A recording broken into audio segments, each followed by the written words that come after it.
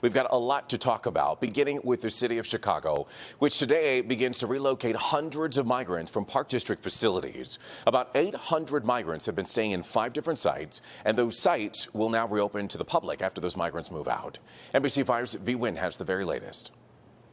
A bus can be seen in front of Petrosky Park this afternoon as migrants who have been staying here are now being relocated to a nearby shelter. I am not against anyone because I am also an immigrant. If the city was helping them, it is very good.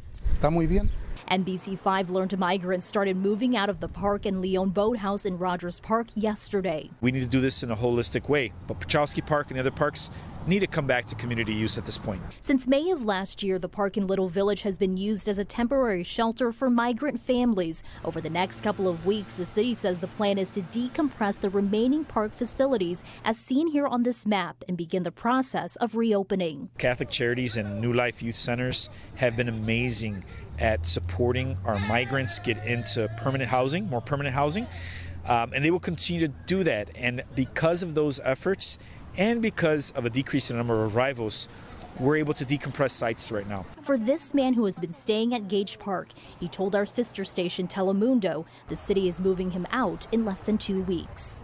Well, by the 8th of April, we have to leave everything from the shelter. We still don't know where they are going to send us. While his future is uncertain, city leaders say they're doing their best to address the situation. Look, the federal government needs to step up. We need real comprehensive immigration reform. We need real investments from the federal government. Migrants from Petrosky Park are now staying at the shelter here behind me over at 26 and Pulaski. As for the field house, the Park District says it will assess the conditions inside to make any necessary repairs or maintenance before reopening to the public. So far, no date has been set.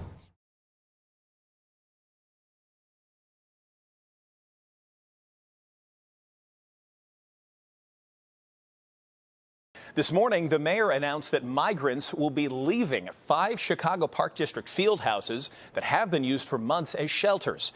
The buildings at Leon Park, Broadway Armory Park, Brands Park, Piotrowski Park, and Gage Park will be back open for local use again. Our Charlie Wojciechowski has more on what this means now for the migrants. I just made all them out. Yeah, look. He has made my day. I'm telling you, he made my day. And embraced this afternoon for Alderman Ray Lopez after one of his constituents learned that the Gage Park Fieldhouse, currently closed to house 280 migrants, will soon reopen to the community. Oh man, that is awesome.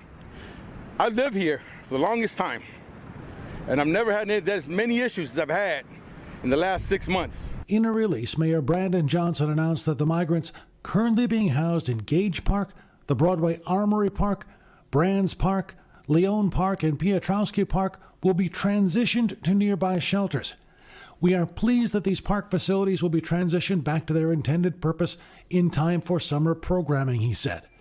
Pleased, too, are community leaders who have spent the last few months trying to get their parks back. I am, like I said, 100% pro-immigrant, but this has gone on long enough. More than 200 migrants will also be relocated from the Broadway Armory Park in Edgewater. We think it's fabulous. It's long overdue, but better late than never. And we had a fear. We had a fear that it was going to be never. But some neighbors here are still cautious, concerned that the city won't live up to its word. We might remove them from our field house, but then we're still going to move them elsewhere, and it's going to be another neighborhood's problem, which I don't want that for other neighborhoods or any other American city. And alders like Lopez say they are concerned that the city's current drop-off in migrant arrivals will pick up again as we approach summer and the Democratic National Convention. If we don't use this time right now to get our act together, we could very well be back in the same situation. If all goes to plan, the city says the asylum seekers will be moved by the end of the month so the facilities can be repaired and restored in time for summer programming. In Gage Park, Charlie Wojciechowski, NBC5 News. Good afternoon, everyone. I'm Alderman Raymond Lopez of Chicago's 15th Ward. I've prepared a brief statement regarding today's announcement. Today we stand at the Gage Park Fieldhouse, proudly sharing with the community the announcement made earlier today by Mayor Brandon Johnson that all Park District facilities, like this one, used to house migrant asylum seekers will be returned to their respective communities. Thank you to the community members that have organized within our community, spoken at events, appeared before City Council, and circulated petitions. Your voices have been heard. 10 months ago, while hundreds of migrant asylum seekers were left sleeping in police stations across the city, we stepped up here in the 15th Ward to help give them dignity and relieve pressure on the many police districts that were still housing them. I fully intended at that time that the Gage Park Center be a temporary shelter and had hoped that all wards would share in the burden this federal crisis had created in our own backyard. Sadly, that day never happened. However, our model of engaging with community, religious, and other stakeholders became a model for wards seeking to be a part of the solution. And Gage Park should be proud of that. There are limits to our generosity, though, as criminal activity by those growing restless within the field house grew. As we begin to see the removal of the migrant asylum seekers from the Gage Park field house, I trust many of those crime categories that have risen over the last few months will subside. I will be in contact with CPD Superintendent Larry Snelling and my local commanders to discuss what we can do now, both in the short and long term, to bring public safety back within the surrounding area. This has not been an easy 10 months for our community or the city as a whole.